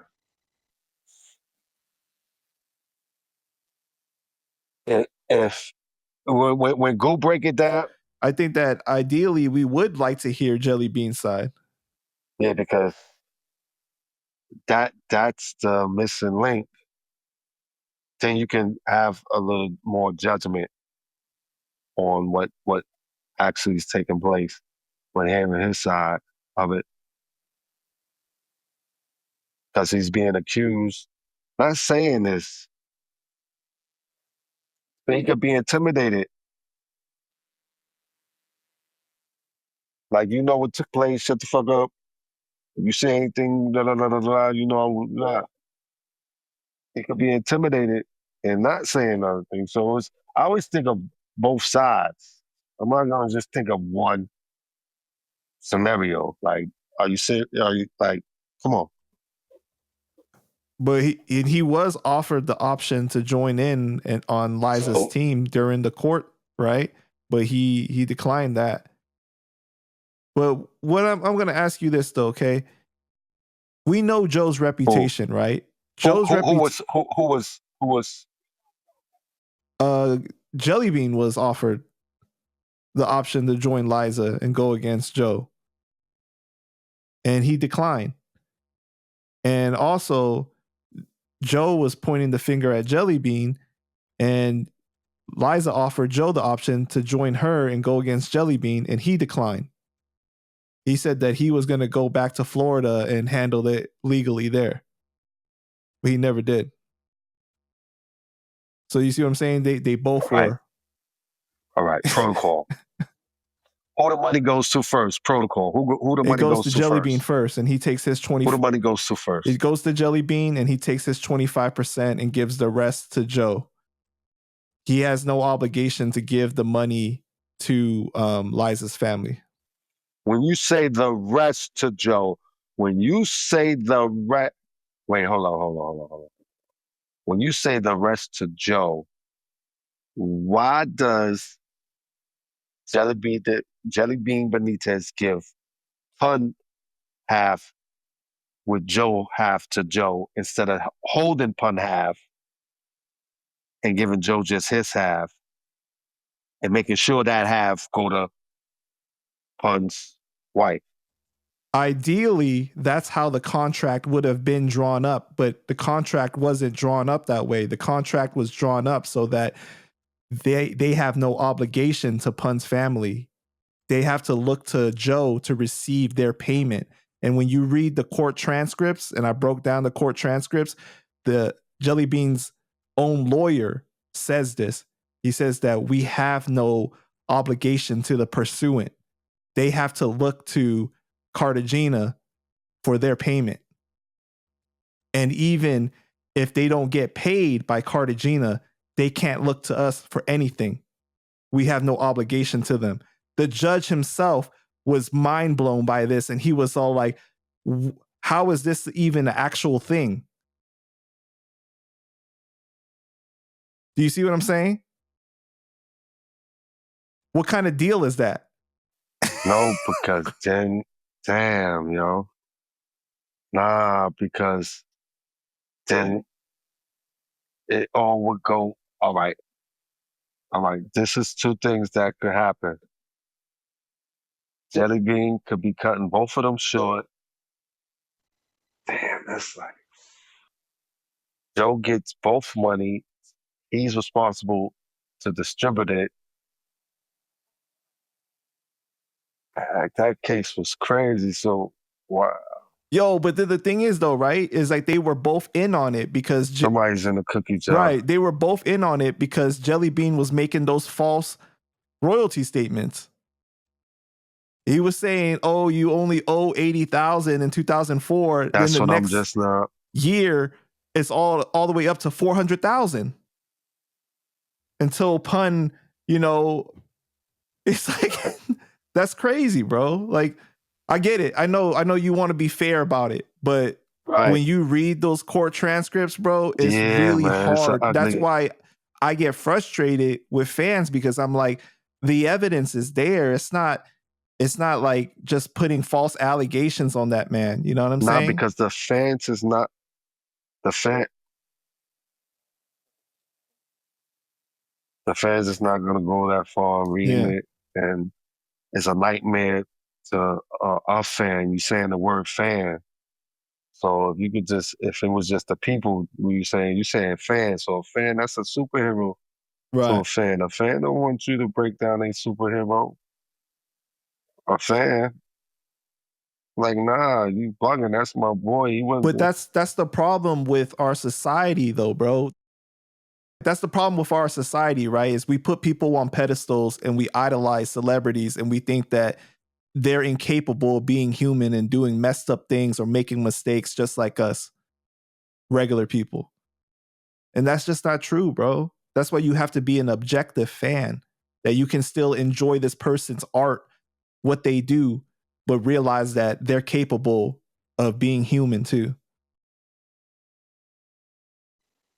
Yeah. Arguments come about when it get vindictive.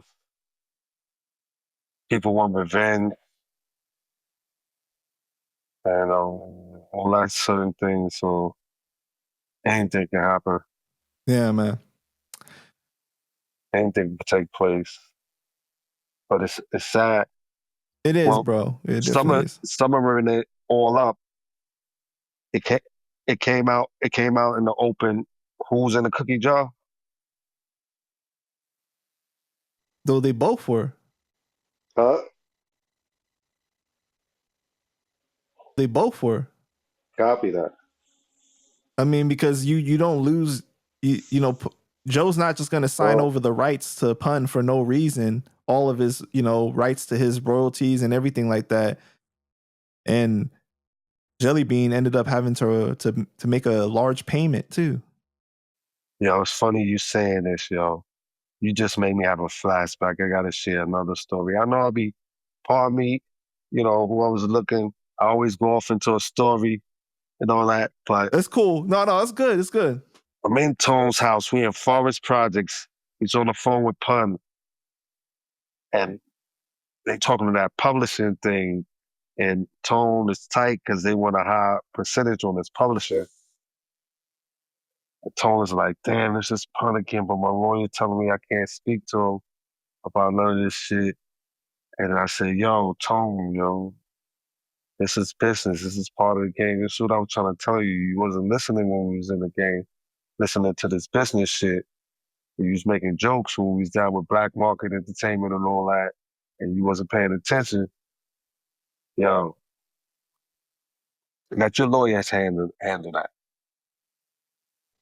Don't act different. It's business. For example, a person that's gonna go high, it's your lawyer's job to bid low or where it's comfortable for you. And you always can say, all right, for this amount of years, and then I want to change it.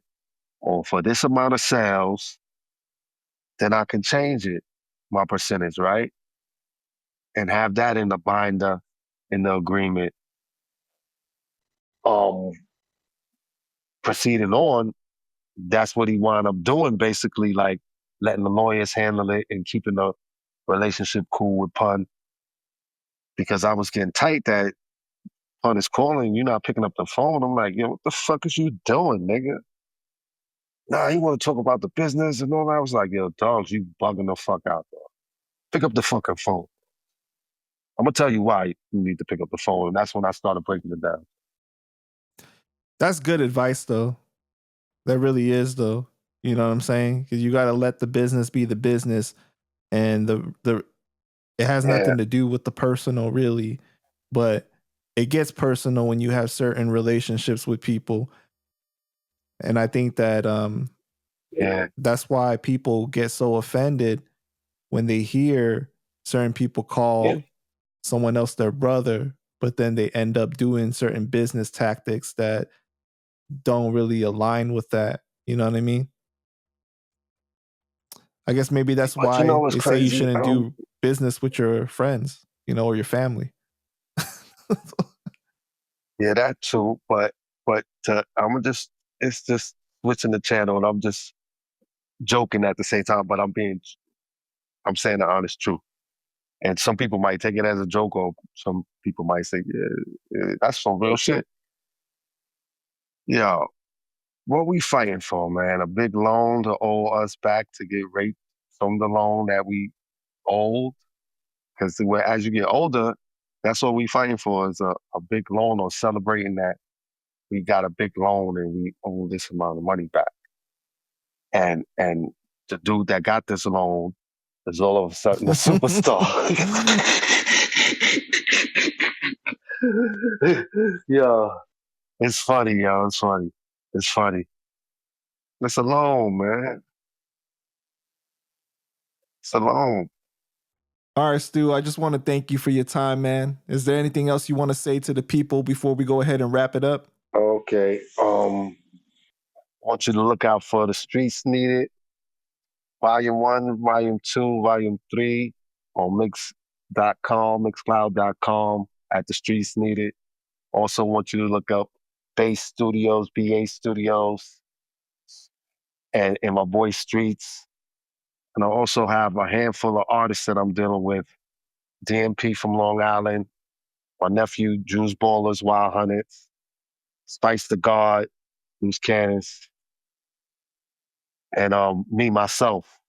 I got a response song towards the French Montana situation.